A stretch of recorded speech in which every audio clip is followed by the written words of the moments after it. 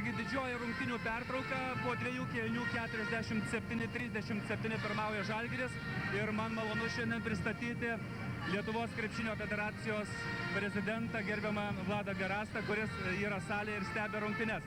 Labas vakaras, treneri. Labas vakaras. Jūsų nuomonė, kuriai komandai Žalgiriui Rytui šiandien yra svarbiau psichologiškai laimėti? Man atrodo, abiems svarbu.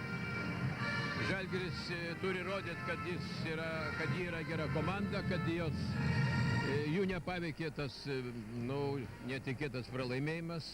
O Lietuvos Rytas taip pat nori rodyti, kad ji yra taip pat gera komanda ir puikiausiai gali kovoti ir siekti pergalės. Taip kad tikras sportininkas visada siekia pergalės, be jokių skaičiavimų, kad ten rūpi ar nerūpi, kadangi lentelė yra aiški. Žalgiris pirmas, Lietuvos Rytas antras. Taip, kad šiandien baigėsi reguliarusis sezonas. Dabar porą dienų, nepilnos porą parų praėjo po Žalgirio tų dramatiškų iš tikrųjų rungtynių Tel Avive. Jūsų nuomonė, kiek tos rungtynės atsiliepia šios dienos žalgiriečių būsenai? Savaime suprantama, kad atsiliepia, bet kuria dalimi? Be abejo atsiliepia, tačiau noriu pasakyti, kada yra krepšininkas užgrūdintas, tai noriu pasakyti tokį pavyzdį.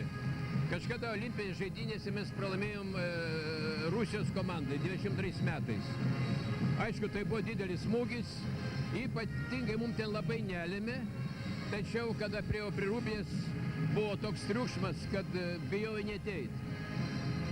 Kadangi visi labai pergyveno, ir ėjus, aišku, ten po kokių porą sakinių, noriu sakyti, ką kalbėjau, po truputį žaidėjai nurimo ir man labai padėjo Marčiulionis, kuris taip pasakė: vyrai, tai yra istorija.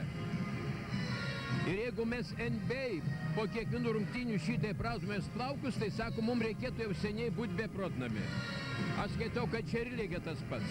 Tai yra istorija. Aišku, reikia mokytis. Žiūrėti, kodėl taip įvyko ir aišku, kodėl taip įvyko. Tačiau reikia kuo greičiau užmiršti bent kalbamą ir eiti į priekį.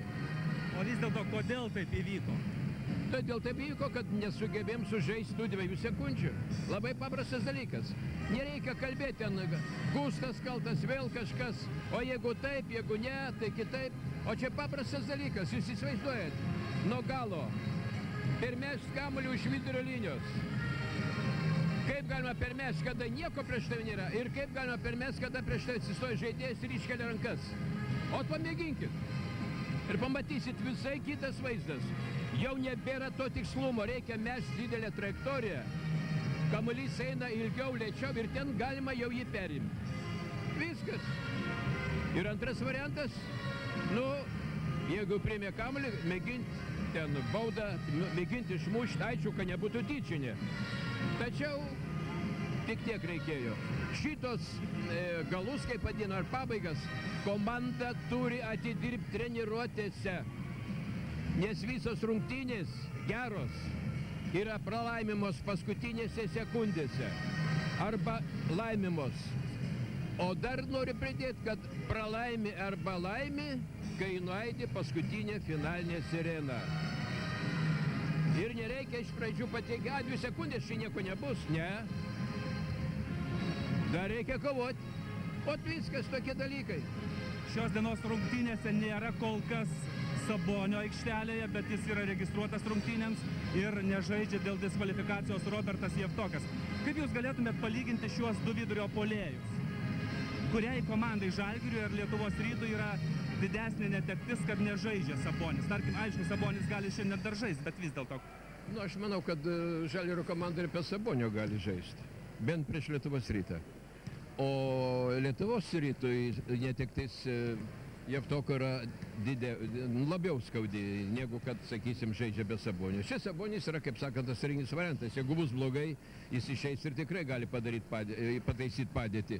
Ir tuo būdu savotiškas buvimas labai gero žaidėjų ramina ir trenerius, ir komandą visą.